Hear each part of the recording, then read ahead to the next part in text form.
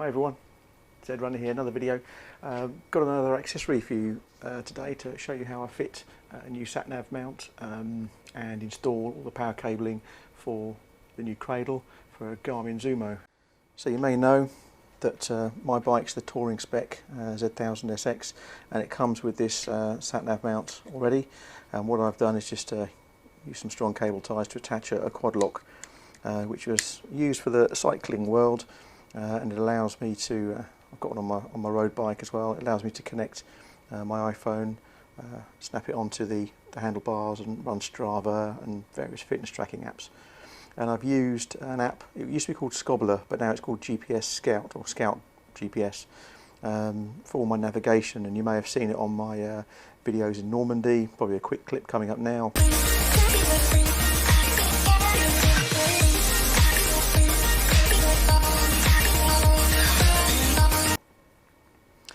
But just showing that I'm using my iPhone, which sits here, to run my navigation. It's very, very limited in terms of its software, and the performance is laggy as well. It's quite a common thing in terms of phone-based navigation, and it doesn't have any motorcycle-specific routing options and stuff like that. So I've decided to do something really cool, and I've bought something, well, something new. I bought something new for me, new to me anyway, a second-hand Garmin Zumo, on the recommendation of a good friend, Jen. She prefers the Garmin over the TomToms, and I tend to agree, having done my research, just suits me more. So I've managed to get this. So pop down to CEX, which is like a second-hand trade-in store if you don't have those in wherever you are, and picked up this Garmin Zumo 595 with the lifetime maps update. It looks absolutely wicked, and in the box, I'm pleased it came with the box. It's a 500 quid device when it was launched, and I got it for 240 quid. I've got the unit itself, which is really nice. It's a really nice, sort of solid, well constructed feel to it. The battery is in good order, it holds charge, and that's going to sit, eventually once the cradle's done, it's going to sit in there. So it'd be absolutely perfect for my Z. I'm really happy actually that I found it. I think that's going to be just cool. So I've got that. Let's get rid of that. Got a little pack of nuts and bolts for the mount. I think the previous owner forgot to use these, and they're supposed to take shock and things out of the device. And ends up with this, what I thought was the mounting cradle, which is this widget. It is a mounting cradle, but it's not the bike mount. It's for the car windscreen option that we've got with it as well. So that was a little disappointing. So I've ordered a new mount for it, and that turned up the other day, and that's this, the 590 motorcycle mount. It comes with a proper motorcycle cage, and these four holes in it are the right position for the mount that's on my Kawasaki already, and the whole mount is very flexible. It comes with a USB socket, so you can put a load of music on a USB stick and hide that wherever you like, probably under the passenger seat, various microphone inputs and audio inputs and things like that, and a fused battery line. That's what we're going to be using today. I'm going to put some ring connectors on there. You'll remember I bought 8 billion of them in a nice little neat box, so I feel somewhat justified now that I'm going to use 2 more connectors out of it. But we'll run that through the bodywork, take the bodywork off the bike where we need to, run that all the way through into the battery compartment and terminate that on the battery. That'll keep this powered up, so whenever I clip a Zumo in, it will run the device. Pretty excited actually about this.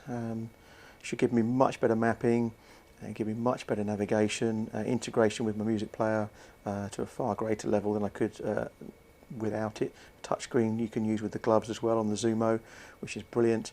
And let's see how we go. So hopefully this video will show you around the installation process.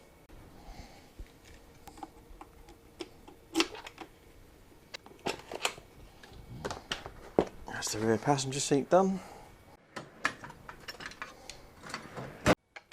So this is I think a 6mm Allen key.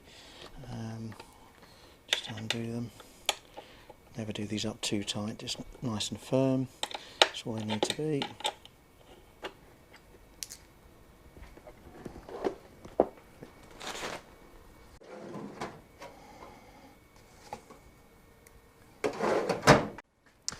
Next job, bye bye Quadlock, you've been amazing. Let's just undo these cable ties. They've been rock solid. Let's recover that. So here we go, the Zumo 590 series motorcycle mount. There's the 590 and the 595. So in it you get a big bundle of wires, and you get a new pack of mounts as well. I'm probably going to use these in case the grommets are any different, so I'll use what's come with the mounts. Essentially, this is the kit I need to make my motorcycling navigation perfection. It's quite a hefty wiring loom actually, but it's all self-contained in one piece for the vast majority of its run. I'm going to undo it and see if I can shorten it. I don't think I can, or lose any bits that I don't need. Yeah, it's very significant, isn't it? Arguably, I don't need anything other than just the power. But for now, we're going to run with it. Now what I could do is wire that into the, because it's got the inline fuse, I could wire that into the heated grips outlet. The correct fuse rating's in here. Or I could shorten that as much as possible and just run that through to the switched ignition for the USB socket accessory.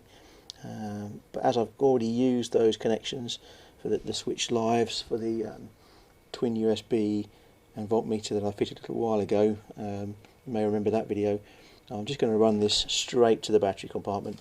I'm going to put two ring connectors on here to suit the battery terminals that I've got.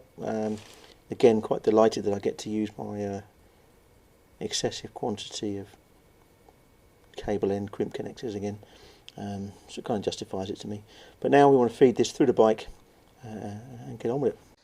So I'm going to see if I can get, the cradle's going to fit beautifully on here, and the holes all line up as you'd hope, so that's pretty cool. I've got to fit some grommets and things in here which come in the kit, and the bolts will mount all the way through. What I'm going to do to try and, if there's any room wiggle on this, is keep it as low as I possibly can. That's pretty cool. In terms of cable routing, I'm going to try and get it underneath that little tank area and out. I may even take off the other side and run that way, but I'm not sure yet. Just got to figure that one out.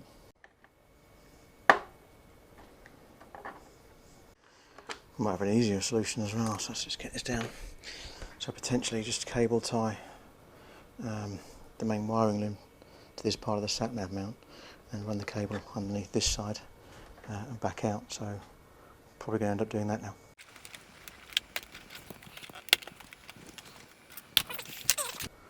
Scratch everything up. Next, the side black plastic.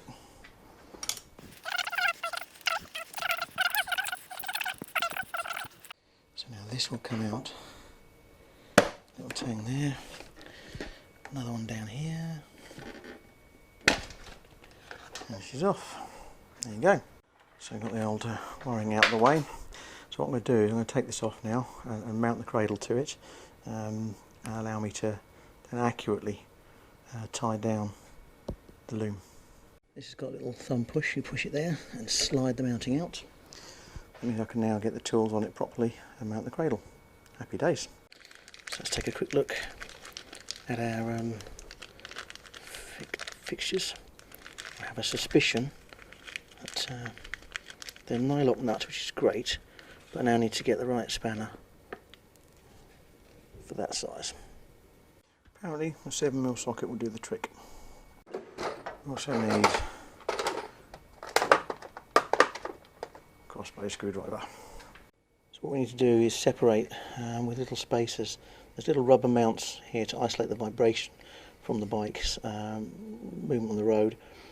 From the head unit itself, we don't want the electronics to be shaken around too much. So there's little rubber solid grommets that fit against these little rubber mounts.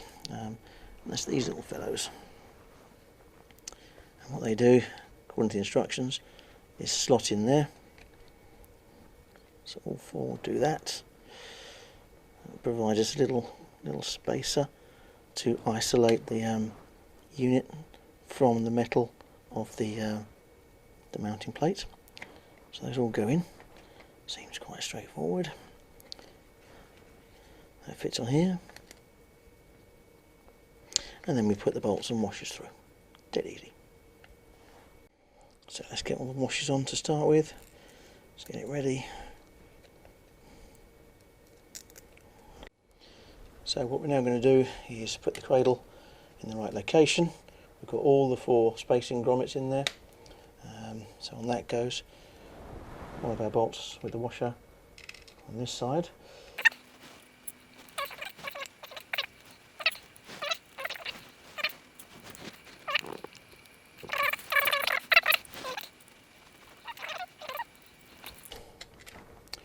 We'll get these tightened up.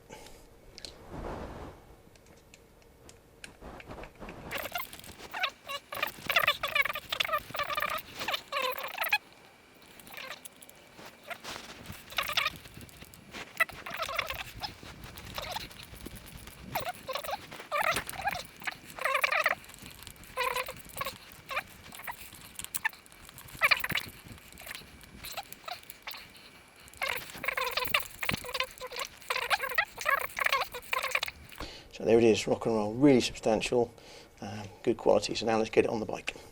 So this will just slide neatly in, clips in solidly there. What I want to do now is just get a cable tie to put the main loom back there, which I think is spot on actually, and then feed the rest of it all the way through the side. Yeah, I think that's going to work. Not sure if we've got the right angle on the camera, but let's persevere.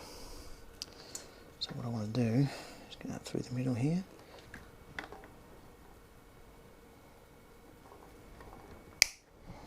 Install this cable run. Should be a fairly straightforward process in this regard. And we're pretty much in through the whole side already, and you can see how much sense that makes. Just tucking that neatly out of the way.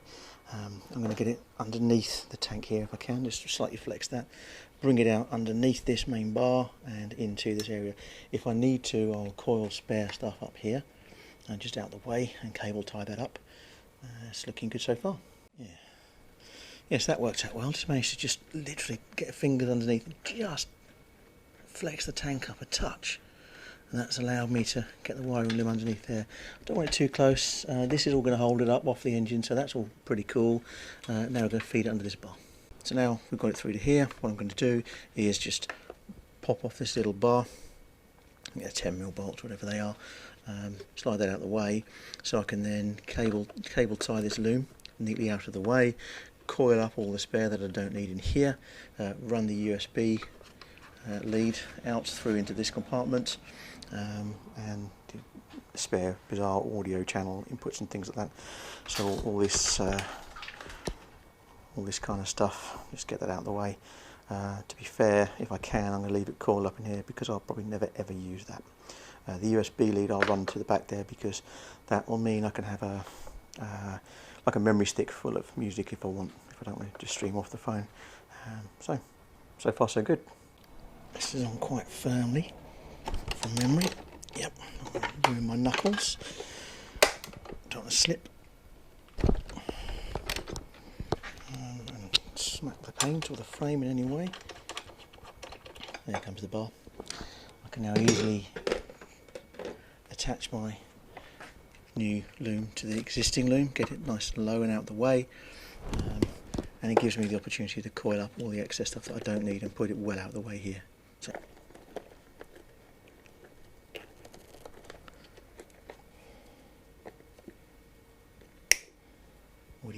audio in, so we don't want these.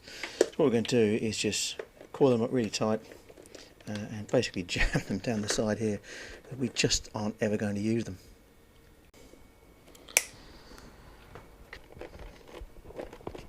There it goes, neatly out of the way. So all of that huge amount of junk is out of the way. Pretty pleased with that.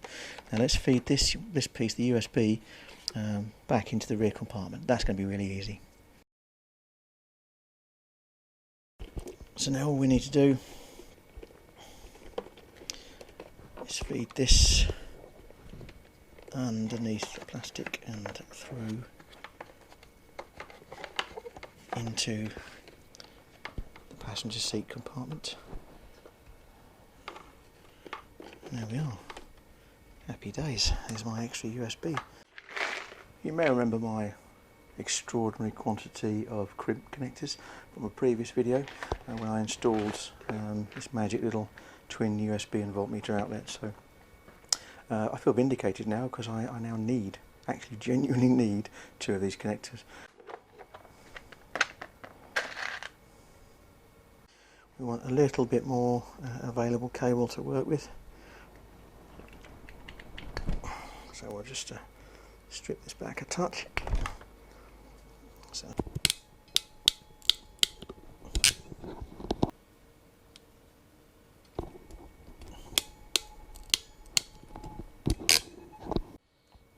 before we get too carried away and install them, I'm going to coil up the excess. And again, remembering a couple of things, keeping the fuse accessible and enough length left to get to the battery itself. Go anywhere now? Right, getting away from all the boring stuff, I've terminated the cables. So these are all the earths. It looks like that's alive, it isn't. It is an earth, don't worry everyone, in case you're spotting that. So all the earths now terminated correctly. All the lives are terminated correctly with a cover on there. The fuse is still accessible, which is really cool. Everything's coiled neatly out the way, so with the seat going on and off, it's not going to impede anything. I've run the USB back through to the rear passenger compartment. I'll probably get like a few gigs worth of stick on there and put loads of MP3s on it or something like that. Pretty cool. So we're going to get all the tools out now and start reassembly, and we're going to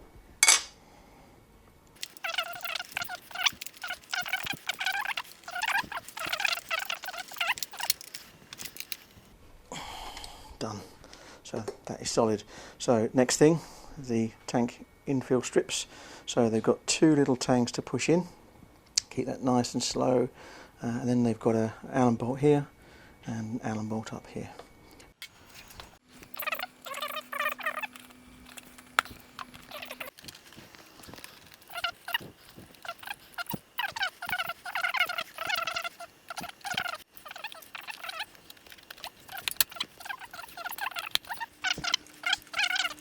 Push in, snap, done, easy.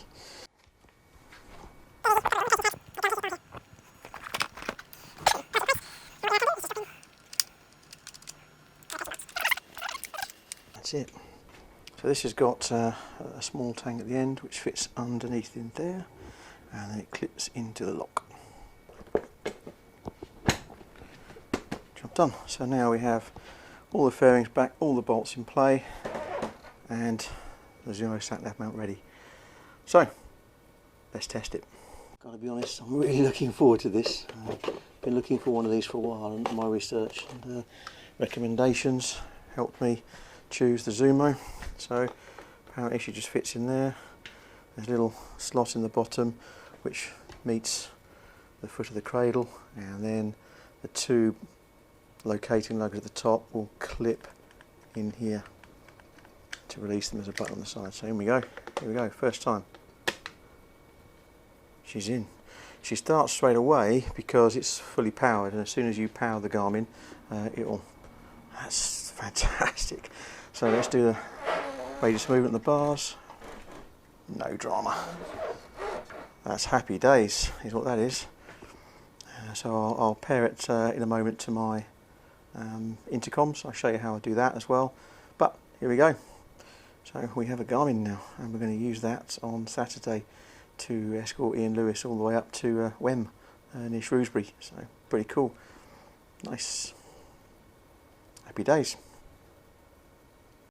So I hope you like the latest ZedRunner video of the installation of our Garmin Zumo cradle with all the wiring neatly run through to the battery and the spare USB port underneath the passenger seat. It provides a fantastic, easy on and off mount for the sat-nav. Absolutely stunning the way, how quick and simple that is. Don't like the exposed connections here, but you can get a cover plate for that, which is pretty cool. And you can still get to your key quite easy, and there's no obstruction of any of the instruments. So from the sort of rider's view, You can see the instruments, you can see the sat-nav nice and easy. The bars circulate around it. This is the 595, so the slightly larger screen of its generation, which is easily within the space afforded by the width of my bar risers there, so it looks fantastic as well. Looks the mustard actually. Really pleased with that. I hope you enjoyed it. What I'm going to do is I'm going to put a link to all of the items that I've used. I will link to the Zumo 595. It is discontinued, but there are equivalents that you can get nowadays, or if you're lucky enough to find one second hand, happy days. And I'll also put a link to where I got the cradle mount itself from. Dead easy to install. You literally just seen me do it for the first time. I didn't do a dry run in any way, so that was me from the off banging it onto the bike. It took about an hour end to end, if that. So superb thing to do. It gives you all the routing options that you want, gives you lots of media control, glove friendly touchscreen as well. So from a motorcycling point of view, clearly that's perfect. And it is designed for the job, so it beats all of the mobile phone apps that are, in my view, very compromised in too many ways. So really looking forward to using this. Going to be using it, as I say, on Saturday. Hope you've enjoyed the video. The next ZedRunner video is going to be just a very brief Bluetooth pairing configuration and use of the media center with the Garmin, just to show you how we do that. But the installation has gone very well. Thanks for watching. Don't forget to subscribe for more updates on our Z1000, more accessories being fitted, and some more road trips around the UK. Hook up with us on the road if you want. Drop some comments on the bottom of this video. If you've got a ride out coming up soon, we might be able to meet you on the road. Safe riding.